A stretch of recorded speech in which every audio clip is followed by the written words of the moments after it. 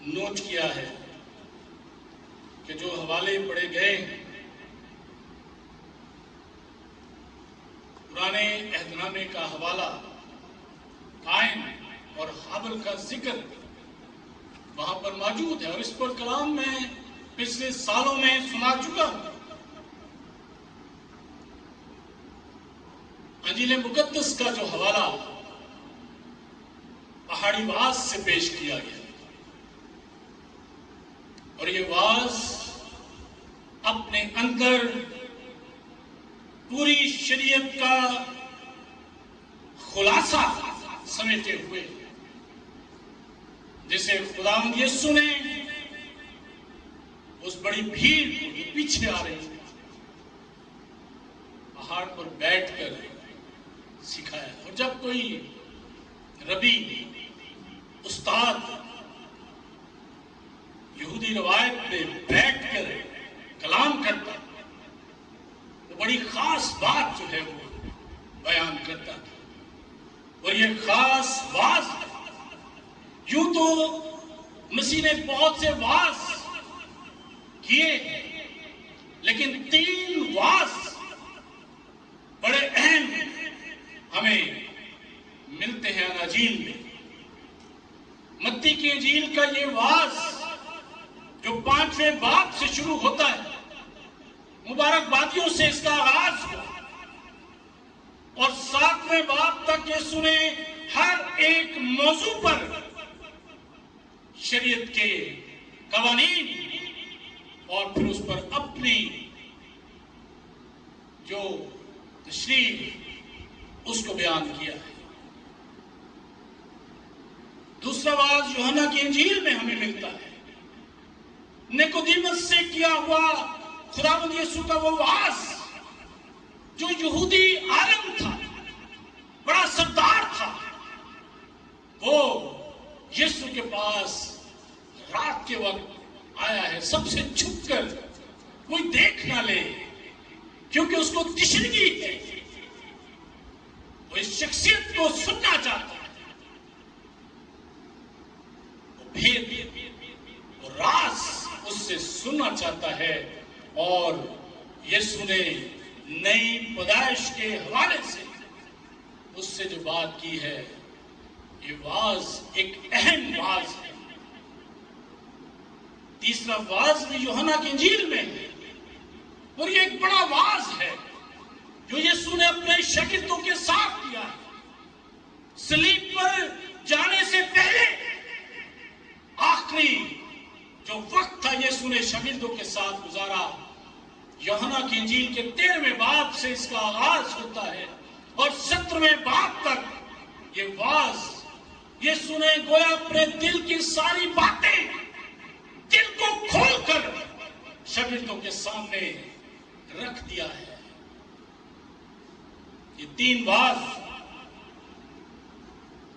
بڑی اہم باتیں پیش کرتے ہیں۔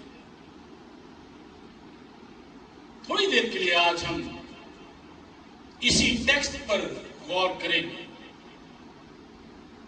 یہودی اور مسیح میں کیا فرق ہے، یا ایک مسیح اور ایک غیر مسیح میں کیا فرق ہے؟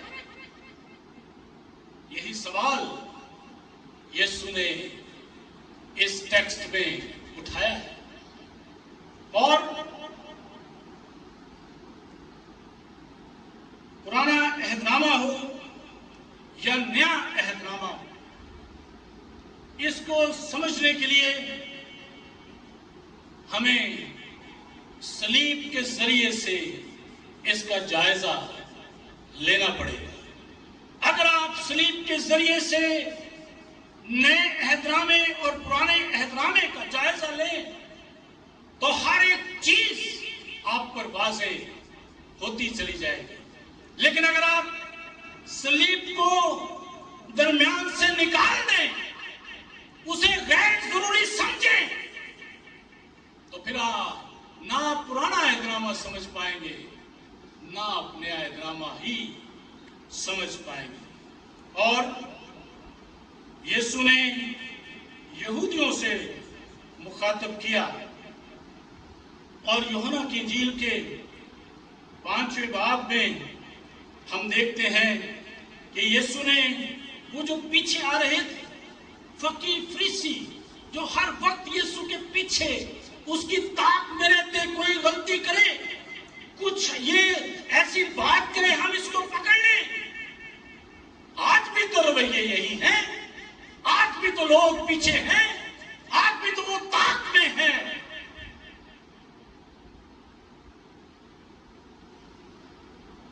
اور یسوع کو وہ پکڑنا چاہتے. یسوع نے 5ویں باب کی یوحنا کی انجیل کے 39ویں اور 40ویں آیت میں ان سے کہا،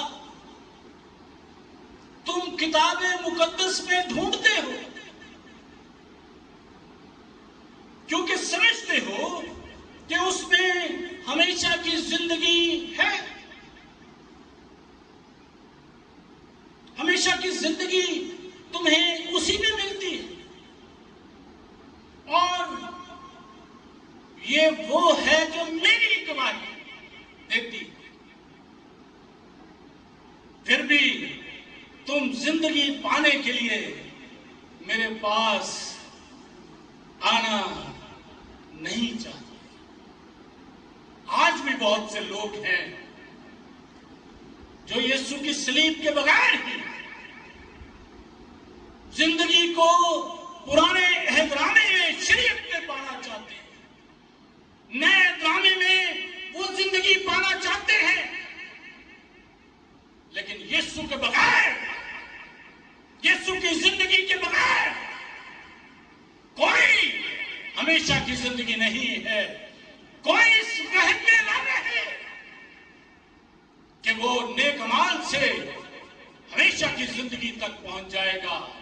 وہ خدا کی بادشاہی میں اپنے نیک اعمال کے ذریعے سے، نیک اعمال اس وقت ہم کرنے کے قابل ہوتے ہیں جب ہم یسوع سے مل لیتے ہیں، جب ہماری شناسائی واقفیت یسوع کے ساتھ ہو جاتی ہے، تب ہم نیک اعمال کرنے کی. یہ تو اس کے بعد کا عمل ہے.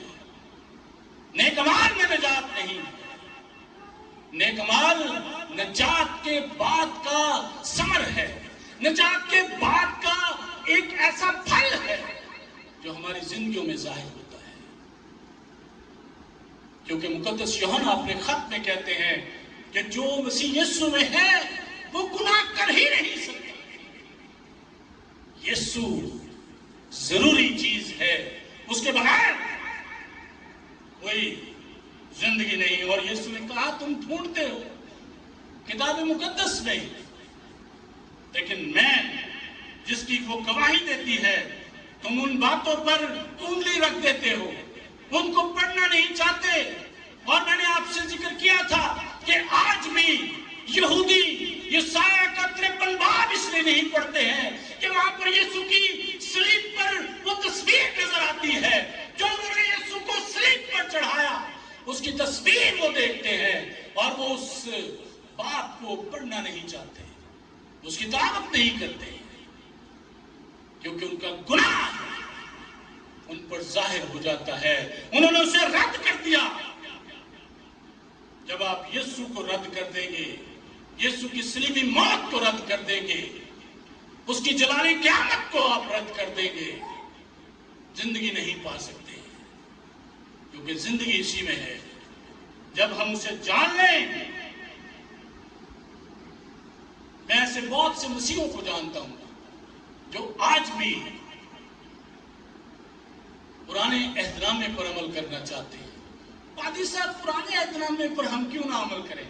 پرانے عہد-نامے کے جو احکام ہیں یہ تو بڑے اچھے ہیں، ہمیں ماننے چاہیے. جی ہاں، ماننے چاہیے، ضرور ماننے چاہیے، لیکن وہ یسوع کی طرف ہمارا اشارہ کرتے ہیں، ہمیں یسوع کی طرف لے کر جاتے ہیں. ہمیں یسوع کو جاننا اور ماننا ہے. جب خدا نے آدم اور حوا کو تخلیق کر کے عدن میں باغ میں رکھا، سب چیزوں کی آزادی انہیں دی، ہر درخت کا پھل تم کھا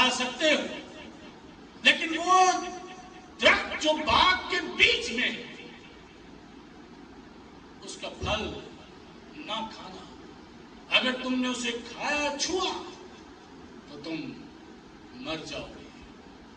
ساری آزادی خدا نے انہیں دی، لیکن خدا کے کلام پر عمل کرنے کی بجائے حوا نے جو بہکاوے میں آ گئی اور آدم کو بھی اس نے اسی گناہ کا مرتکب کر دیا، خدا کی بات کو رد کر دیا، ابلیس کے کلام کو مان لیا، ابلیس کی باتوں کو مان لیا اور یوں گناہ میں گر گئے۔ آج بھی بہت سے لوگ خدا کے اس کلام کو، سچائیوں کو چھوڑتے ہیں اور ہمیشہ کی زندگی چاہتے ہیں، لیکن خدا کے کلام کو، ان کی گہرائیوں، سچائیوں کو جانے بغیر کوئی زندگی ہمیں نہیں مل سکتی۔ اور جب انہوں نے گناہ کر لیا، آپ جانتے ہیں پیدائش کی کتاب کے 3 باب میں اس واقعے کو، خدا نے جب انہیں عدن سے نکالا اور وہ جو زندگی کا درخت تھا، ہمیشہ کی زندگی کے درخت کا پھل کھانے سے ان کو بچانے کے لیے اس کو محفوظ کر لیا۔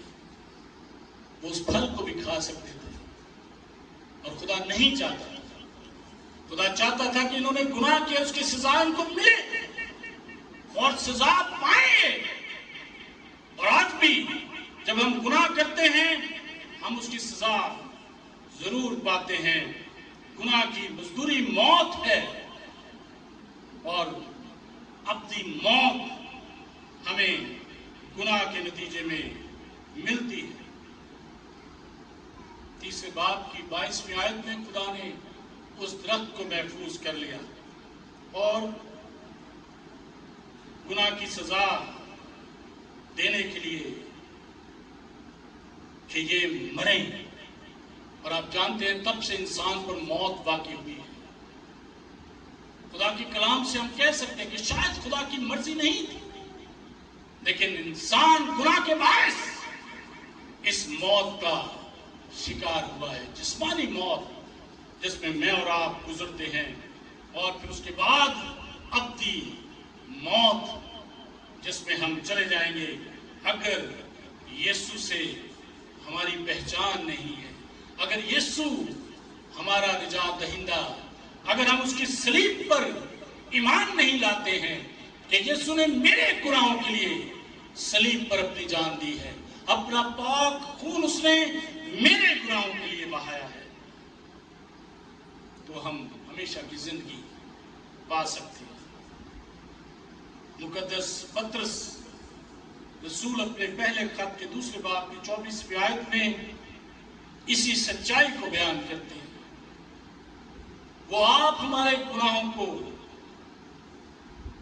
اپنے بدن پر لیے ہوئے صلیب پر چڑھ گیا تاکہ ہم گناہوں کے اعتبار سے مر کر راست بازی کے اعتبار سے جئیں، اور اسی کے مار کھانے سے تم نے شفا پائی۔ یسوع کی صلیبی موت ہمیں 2 چیزیں بخشتی ہے، ہمیشہ کی زندگی اور اس کے مار کھانے سے ہمیں شفا ملی۔ وہ سزا جو مجھے ملنی چاہیے تھی یسوع نے اپنے بدن پر لی۔ موت خدا کی طرف سے پیدا ہوئی ہے، کیونکہ خدا نے کہا جس دن تم نے یہ پھل کھایا تم مر جاؤ گے، اور زندگی بھی اسی نے دی ہے۔ اسی 3 باب میں خدا نے بنی نوع انسان کی نجات کا انتظام کر دیا۔ وہ جو گناہ کے باعث ننگے ہو گئے تھے، ان کے اس ننگے پن کو ڈھانکنے کے لیے اس نے ایک برے کو ذبح کیا، اس کی کھال لے کر انہیں چمڑے کے کرتے دیے ہیں تاکہ وہ اپنے ننگے پن کو ڈھانپ سکے، ورنہ وہ تو عارضی انتظام کر رہے تھے، وہ تو پتے سیکھ کر اپنے ننگے پن کو چھپا رہے تھے، لیکن خدا نے ایک انتظام کیا ہے جو پکا اور پرماننٹ انتظام ہے۔ نجات کا انتظام بھی اس نے پرماننٹ اور پکا کر دیا ہے۔ اپنے بیٹے کے وسیلے سے اس نے ہمیں اپنی زندگی میں داخل کر لیا ہے۔ جو اس کی صلیبی موت پر، جلالی قیامت پر ایمان رکھتے ہیں، ہمیشہ کی زندگی ان کی ہے، اور یسوع کے آنے پر اس کے لوگ اس کی بادشاہی میں شریک ہوں گے۔ وہ درخت جو زندگی کا درخت تھا، اس کو خدا نے اس وقت محفوظ کر لیا، لیکن مکاشفہ کی کتاب اسی درخت کا بیان کرتی ہے۔ پیدائش کی کتاب سے مکاشفہ کی کتاب کا 22واں باب اس کی دوسری آیت یہ کہتی ہے، اور دریا کے وار پار زندگی کا درخت تھا، اس میں 12 قسم کے پھل آتے تھے اور ہر مہینے میں پھلتا تھا، اور اس درخت کے پتوں سے قوموں کو شفا ملتی تھی۔ اب خدا اس درخت میں سے کھانے کے لیے خود انتظام کر رہا ہے۔ وہ جسے اس نے محفوظ کر لیا، اب مقدسین کے لیے اس نے اسے کھول دیا ہے۔ میں اور آپ جو اپنی زندگی میں داخل ہوں گے، یقیناً اس درخت کو دیکھیں گے۔ انجیل مقدس جب نازل ہوئی تو شریعت کی حیثیت کیا رہ گئی؟ اور آپ جانتے ہیں یسوع نے جب اپنے وعظ کو شروع کیا مبارکبادیوں سے، اور 17ویں آیت میں جس کا ہیڈنگ یہاں پر توریت کے بارے میں تعلیم ہے، یسوع نے آغاز اس بات سے کیا، یہ نہ سمجھو کہ میں توریت یا نبیوں کی کتابوں کو منسوخ کرنے آیا ہوں۔ حالانکہ کر سکتا تھا، بڑی آسانی سے کر سکتا تھا، لیکن نہیں کیا۔ منسوخ کرنے نہیں بلکہ پورا کرنے آیا۔ جو پیشن گوئیاں یسوع کے تعلق سے کی گئی، ان کی تکمیل یسوع کے آنے پر ہوئی ہے۔ اس کی صلیبی موت کے بارے میں جو بیان کیا گیا، جو توریت میں بیان ہے، جو انبیاء کے صحائف میں بیان ہے، جو مقدس داؤد بیان کرتا ہے، ایک ایک پیشن گوئی اس کی صلیبی موت کے بارے میں پوری ہوئی ہے۔ تکمیل یسوع کے آنے پر، یہ نہ سمجھو منسوخ کرنے آیا ہوں، منسوخ کرنے نہیں بلکہ پورا کرنے آیا، اور اس نے پورا کیا ہے۔ کیونکہ میں تم سے سچ کہتا ہوں کہ جب تک آسمان اور زمین ٹل نہ جائیں، ایک نقطہ یا ایک شوشہ توریت سے ہرگز نہ ٹلے گا، جب تک سب کچھ پورا نہ ہو جائے۔ بس جو کوئی ان چھوٹے سے چھوٹے حکموں میں سے کسی کو توڑے یا سکھائے، وہ آسمان کی بادشاہی میں چھوٹا کہلائے گا۔ کیونکہ میں تم سے کہتا ہوں کہ اگر تمہاری راست بازی اب یہ سنے، وہ سچائی بیان کی ہے جو میرے اور آپ کے لیے ہے۔ کیونکہ میں تم سے کہتا ہوں کہ اگر تمہاری راست بازی فقیوں اور فرشتوں کی راست بازی سے زیادہ نہ ہوگی تو تم آسمان کی بادشاہی میں ہرگز داخل نہ ہوگے۔ اور اس آیت کو لے کر تمہاری راست بازی فقیر فرشتوں کی راست بازی سے زیادہ ہو تو تم آسمان کی بادشاہی میں جاؤ، کم ہوگی تو نہیں جا سکتے۔ مسیحی استادوں نے، مسیحی لوگوں نے دو ایکسٹریم، دو انتہا اسٹیج چن لیے۔ ایک وہ جو کہتے ہیں کہ یسوع نے شریعت کو پورا کر دیا، اس نے کہا میں پورا کرنے آیا، اس نے پورا کر دیا، اب اس کی ضرورت نہیں۔ آپ نے سنا ہوگا لوگ کہتے ہیں پرانے احترامے کی ضرورت نہیں ہے، بعض بدعتیں ایسی ہیں، اور میں اکثر جب ذکر کرتا ہوں بدعتوں کا تو لوگ چیختے تڑپتے ہیں کہ پادری صاحب ہمارے بارے میں کیوں بات کرتے ہیں، کلام اس کی بات کرتا ہے، میں کیوں نہ کروں۔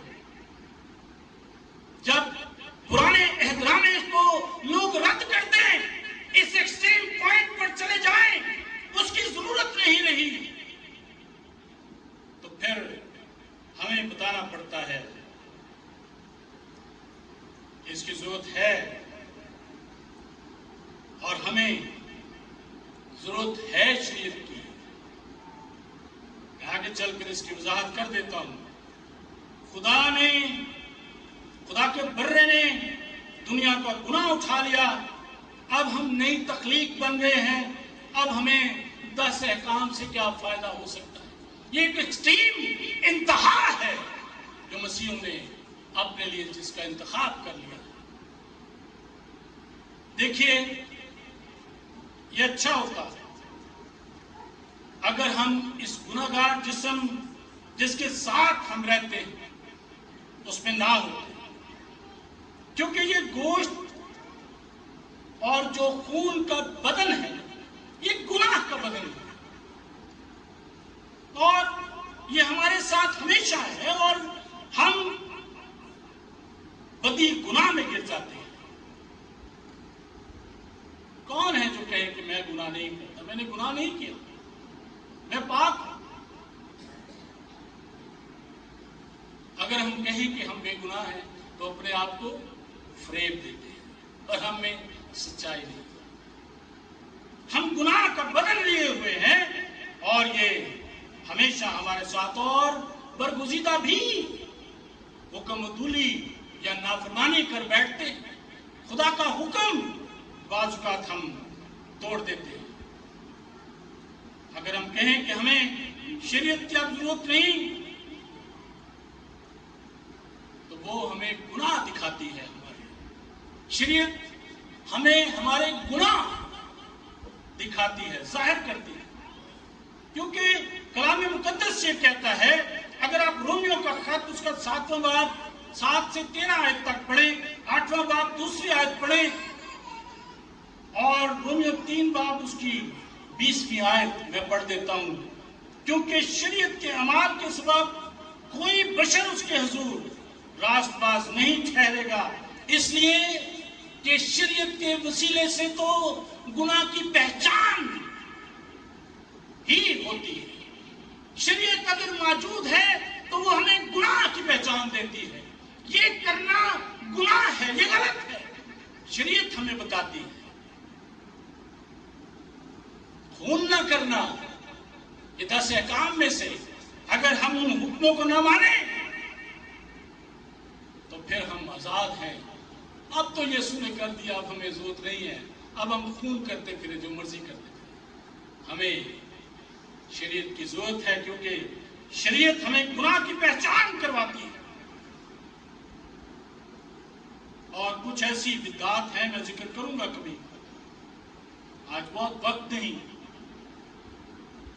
کہ انہوں نے پرانے عہد نامے کا کچھ حصہ متروک کر دیا، کچھ نئے عہد نامے کا حصہ متروک کر دیا، کچھ اپنے پاس سے نیا ڈال دیا اور کہا یہ ہے، یہ الہام ہے، یہ شریعت ہے، اس کو مانو.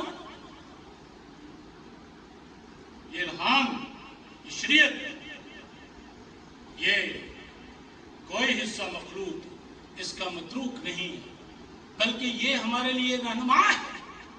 ہمیں پرانے عہد نامے کے گناہ جو لوگ کرتے ہیں ان سے آگاہی دیتا ہے تاکہ ہم اس سے بچ سکیں.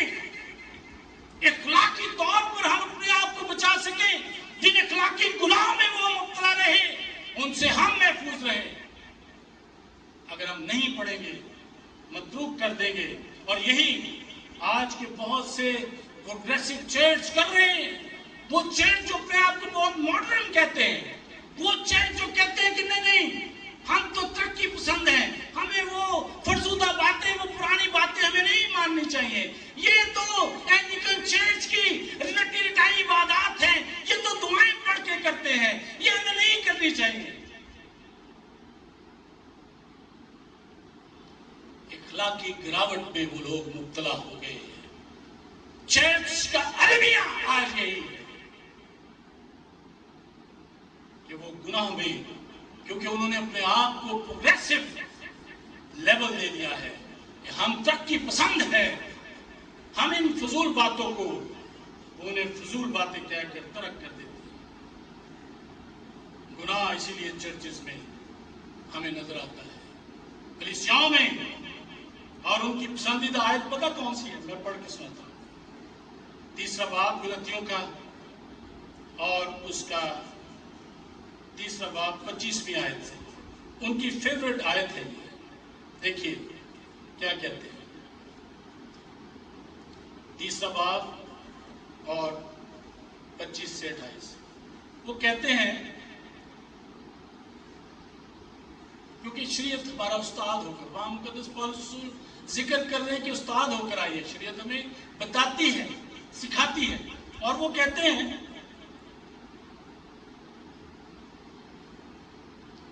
مگر جب ایمان آ چکا تو ہم استاد کے متحد نہ رہے، کیونکہ تم سب اس ایمان کے وسیلے سے جو مسیح یسوع میں ہے خدا کے فرزند ہو، اور تم سب جتنوں نے مسیح میں شامل ہونے کا بپتسمہ لیا مسیح کو پہن لیا۔ نہ کوئی یہودی رہا نہ یونانی، نہ کوئی غلام نہ آزاد، نہ کوئی مرد نہ عورت، تم سب مسیح یسوع میں ایک ہو۔ وہ کہتے ہیں اب ہمیں کسی چیز کی کوئی ضرورت نہیں، ایکسٹریم، ہمیں شریعت کی لا کی ضرورت نہیں ہے، اور وہ آزاد ہو کر کہتے ہیں، اور کلام کہتا ہے کہ آزادی کو گناہ کا پردہ نہ بناؤ۔ ہم آزاد ہیں لیکن تو بھی ہم حکموں کے تابع ہیں۔ ہمیں بائبل مقدس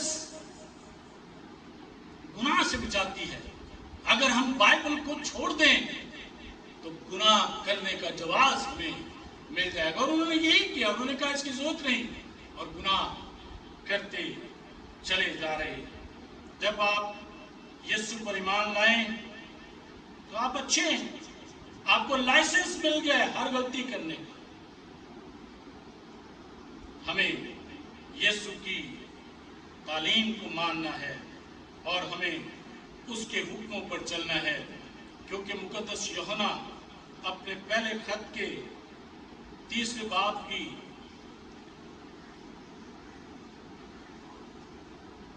6 سے 9 آیت میں لکھتے ہیں،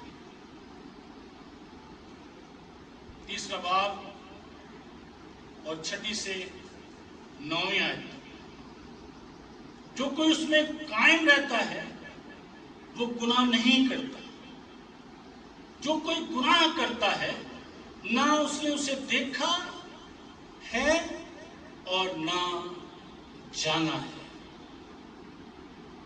اگر ہم یسوع کو جانتے ہیں، اے بچوں کسی کے فریم میں نہ آنا، جو راست بازی کے کام کرتا ہے وہی اس کی طرح راست باز ہے۔ جو شخص گناہ کرتا ہے وہ ابلیس سے ہے، کیونکہ ابلیس شروع ہی سے گناہ کرتا ہے۔ خدا کا بیٹا اس لیے ظاہر ہوا کہ ابلیس کے کاموں کو مٹائے۔ جو کوئی خدا سے پیدا ہوا وہ گناہ نہیں کرتا، کیونکہ اس کا تخم اس میں بنا رہتا ہے، بلکہ وہ گناہ کر ہی نہیں سکتا، کیونکہ خدا سے پیدا ہوا ہے۔ ہم خدا سے پیدا ہوئے ہیں تو اس کے حکموں پر عمل کرتے ہوئے اپنی زندگی بسر کرتے ہیں۔ اس کے بغیر ہم مادر پدر آزاد ہو جائیں، جو مرضی کرتے جائیں، یسوع ہمیں بچائے گا، یہ کوئی لائسنس نہیں۔ یعنی ایسے لوگ خود فیصلہ کرتے ہیں کہ ہمیں کیا کرنا ہے۔ کلام جو ہمارا عدل کرنے والا، عدالت کرنے والا ہے، وہ اسے رد کر دیتے ہیں، اور ایسے لوگ ہر طرح کی آزادی چاہتے ہیں۔ دیکھیے انہوں نے گمراہ کر دیا لوگوں کو، کب چرچ جانا چاہیے، کب کلام پڑھنا چاہیے، کب دعا کرنی چاہیے، جب وقت ملے کر لو، جب وقت ملے دعا کر لو، جب وقت ملے کلام پڑھ لو۔ یہ وہ آزادی ہے جو ہمیں گناہ کی طرف لے کر جائے گی۔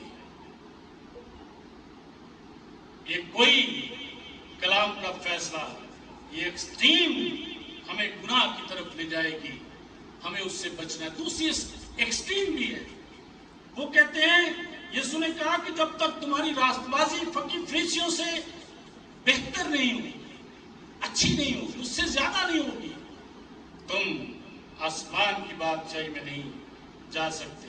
وہ اسے ایک ذاتی چیلنج کے طور پر لے لیتے ہیں، وہ کہتے ہیں ہمیں ان سے بھی زیادہ راست بازی کرنی ہے۔ اور ہم جانتے ہیں یوحنا متی کی انجیل کا 13واں باب 23واں باب، یسوع نے افسوس کیا ان کی راست بازی پر، ان کی دکھاوے کی ساری ریاکاری پر یسوع نے افسوس کیا۔ تم دکھاوے کے لیے سب کچھ کرتے ہو، یہ ایکسٹریم ہمیں دکھاوے کی طرف لے جائے گی، اس سے بھی ہمیں بچنے کی ضرورت ہے۔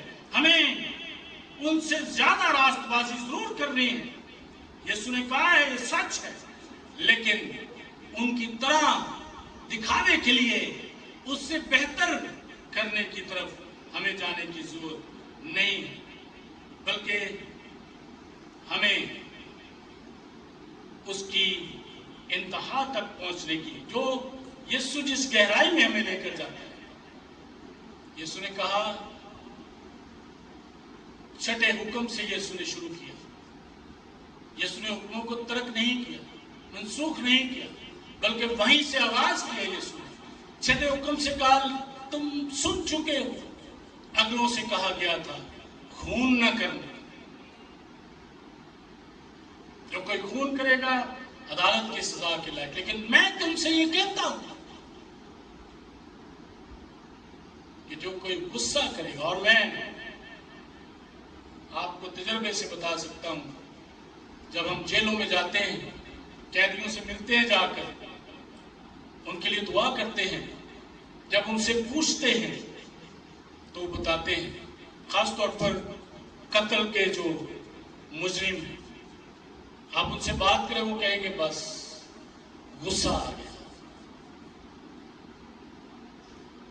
اور آج میں سوچتا ہوں کہ میں اس وقت کنٹرول کر لیتا اپنے غصے پر، تو آج یہاں نہ ہوتا۔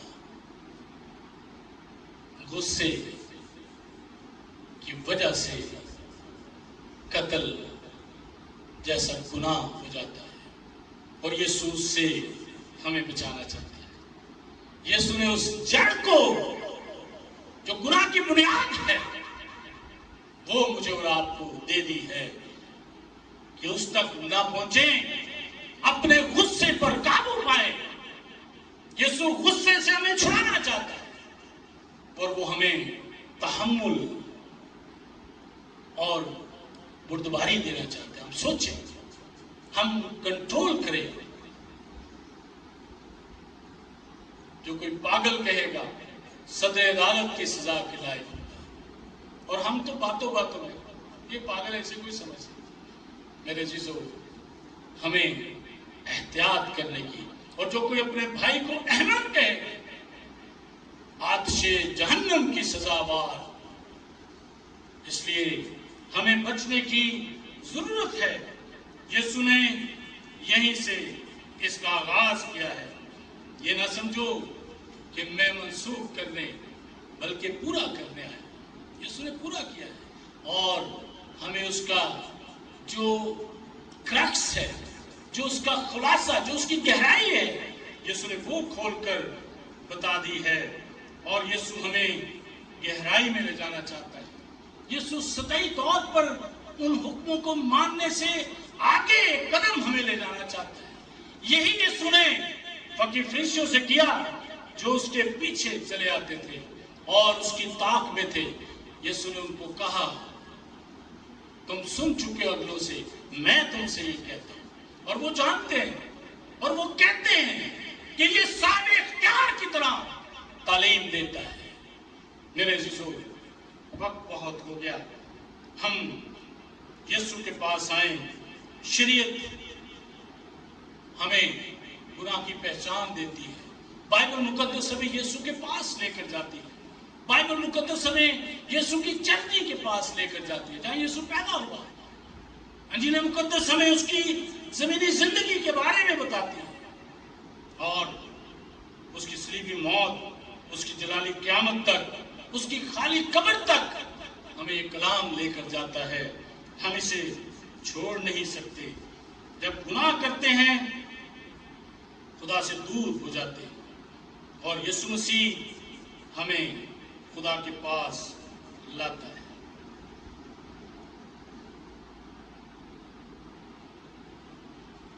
ظاہری صورت پر نہیں، دل پر یسوع نگاہ کرتا ہے، اور آج مجھے اور آپ کو اپنے دل کو بدلنے کی ضرورت ہے۔ اسی لیے تو مقدس پالوس رسول کہتے ہیں کہ ظاہری ختنہ نہیں، دل کا ختنہ، دل کا مختون ہمیں بننا ہے، تاکہ ہم دل سے، کیونکہ خدا دل پر نظر کرتا ہے، ہم گناہ نہ کریں، ہم خون نہ کریں، اور ساری باتوں سے یسوع نے ہمیں بچایا ہے۔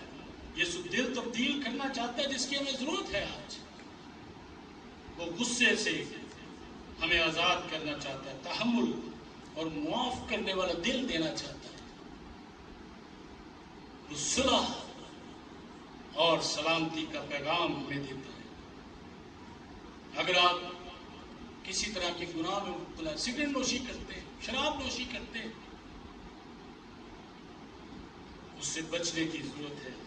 یسوع ہمیں اس سے بچانا چاہتا ہے، اور جب وہ ہمیں بچا لیتا ہے پھر وہ ہمارے گناہ ہمیں یاد نہیں دلاتا، پھر اس کی بازگشت ہمیں نہیں پوچھتی، بلکہ وہ ہمارے گناہوں کو ہمیشہ کے لیے معاف کر۔ ہمیں یسوع کی ضرورت ہے، آج یسوع کے پاس آئیں، وہ ہمیں ہمیشہ کی زندگی دینا چاہتا ہے۔